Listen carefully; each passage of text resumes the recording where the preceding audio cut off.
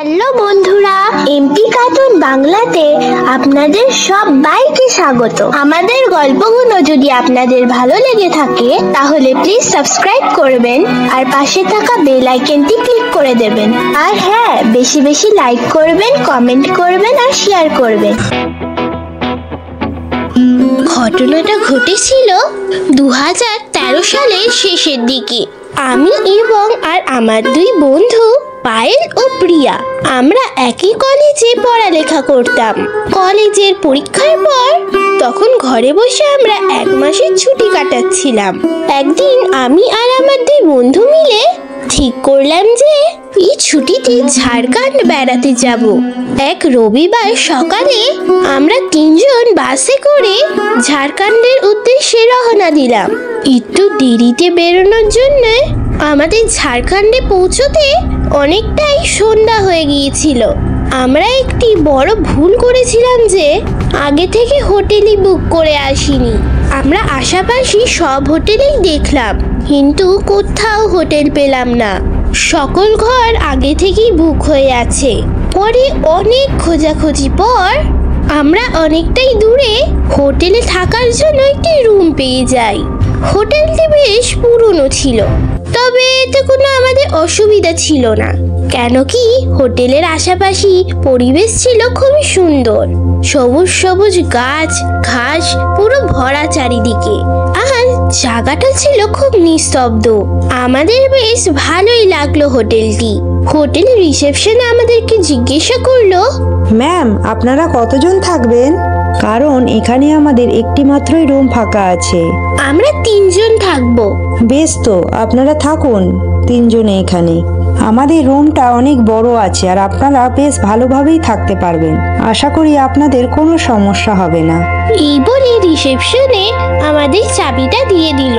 রুমে প্রবেশ করে দেখলাম বেশ বড়ই আছে ঘরটা, আর বেডটাও বেশ বড়ই। পায়েল প্রথমেই ওয়াশরুমে গেল, প্রিয়া বসলো সোফার ওপর আর আমি বসলাম খাটের উপর। তখন হঠাৎ আমার মনে হলো দরজার বাহিরে কি যেন আমাদের ডাকছে। আমি রুমের দরজা খুলে দেখি এক বাচ্চা আমাদের রুমের বাইরে চুপচাপ দাঁড়িয়ে আমার মুখ দেখছিল। আমার দিকে অসহায় দৃষ্টিতে তাকিয়ে আছে। আমি তাড়াতাড়ি করে প্রিয়াকে ডাক দিলাম, প্রিয়া প্রিয়া। পরে আমি আবার সামনে তাকাতেই দেখি সেখানে কেউ নেই। প্রিয়া এসে আমাকে জিজ্ঞাসা করলো, কি হয়েছে, ডাকছিস কেন? আরে জানিস তো প্রিয়া, এই কিছুক্ষণ আগে একটি বাচ্চা আমাদেরকে ডাকছিল। আমি এসে দরজা খুলে দেখি একটি বাচ্চা মেয়ে দরজার সামনে দাঁড়িয়ে আছে। তখন আমি পেছনে ফিরে তোকে ডাক দিই, আবার এদিকে ঘুরতেই দেখি বাচ্চা মেয়েটি নেই। আরে ধুর, তোর কোথাও কোনো একটা ভুল হচ্ছে।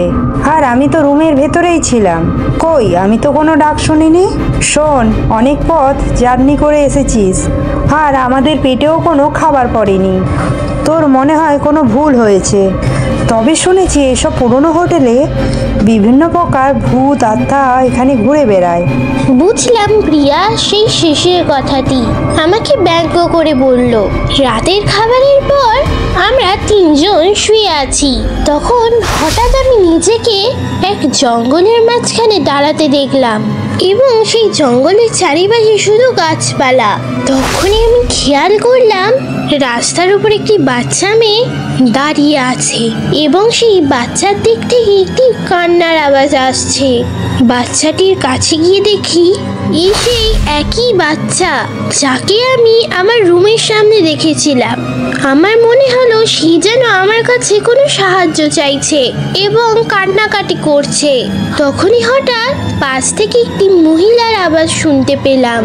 ওইদিকে তাকিয়ে দেখি মহিলাটি একটি গাছের কাছে দাঁড়িয়ে কান্নাকাটি করছে।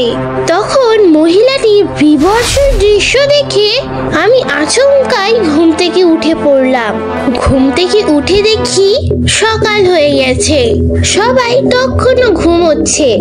আমি তখনই প্রিয়াকে দেখে আমার স্বপ্নের কথা বললাম। সে আমাকে বলল যে এইটা কেবলই একটি স্বপ্ন মাত্র তোর, এ ব্যাপারে তোর চিন্তার কোনো কারণ নেই।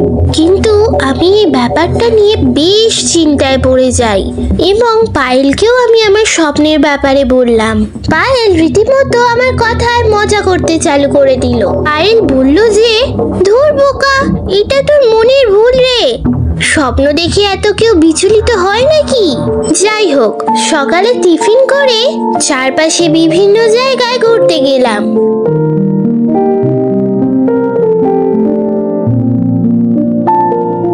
তারপরে হোটেলে এসে দুপুরে খাওয়ার জন্য এই হোটেলের একটি সুন্দর ডাইনিং এ বসলাম। এদিকে প্রিয়া কি একটা কাজের জন্য আমাদের রুমে গেছে। কিছুক্ষণ পর প্রিয়া আমাদের সামনে এসে হাঁপাতে লাগলো। মুখে কোনো কথা না বলে সে আমাদের রুমের দিকে ইশারা করলো। আমরা তাড়াতাড়ি রুমের ভেতরে গিয়ে দেখি সেখানে অস্বাভাবিক কিছুই নেই। প্রিয়া আমাদের বলে যে সে নাকি রুমে পৌঁছে দেখে একটি বাচ্চা মেয়ে আমাদের রুমে ফ্যানের সাথে ঝুলে আছে। তখন পায়েল বলল, এই প্রিয়া, তুই কি আমাদের সাথে মজা করছিস? আমি তখন প্রিয়ার দিকে লক্ষ্য করি আর তাকে দেখে বোঝা যায় যে সে কোনো প্রকার মিথ্যে কথা বলছে না। এই হোটেলে নিশ্চয়ই কোনো গন্ডগোল আছে।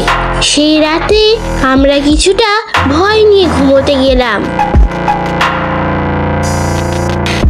সকালে আমার ঘুম ভাঙে প্রিয়া ও পায়েলের ডাকে।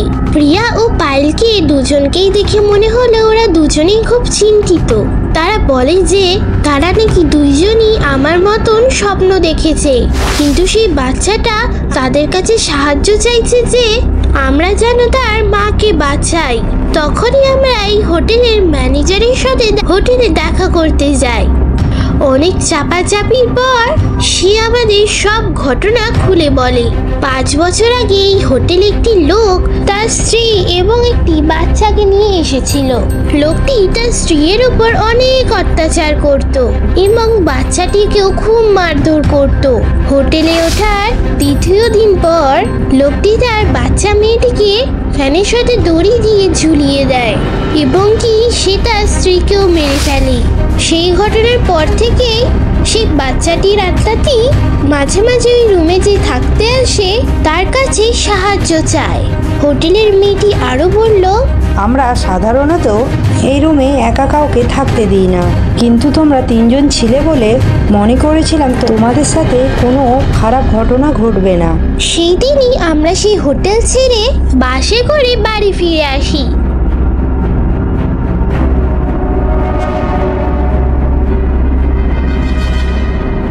তবে ঘরে ফিরে সেই হোটেলের ব্যাপারে আমরা ঘরের কাউকে কিছুই বলি না।